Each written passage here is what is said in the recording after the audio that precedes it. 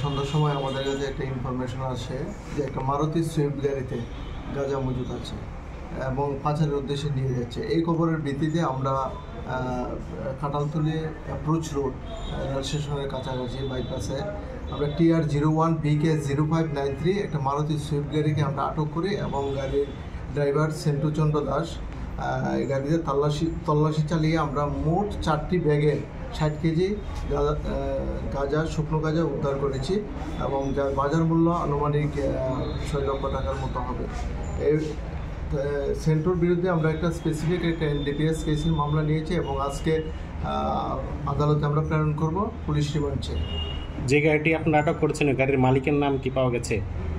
মালিকের নাম মিল্টন দে, তার বাড়ি কমলনগর। আর সেন্টুর বাড়ি কোথায়? সেন্টুর বাড়ি মলয়নগর রেন্টার্স কলোনি। আচ্ছা, কোথা থেকে কোথায় নিয়ে যাচ্ছে এই বিষয়ে জানা গেছে কিছু?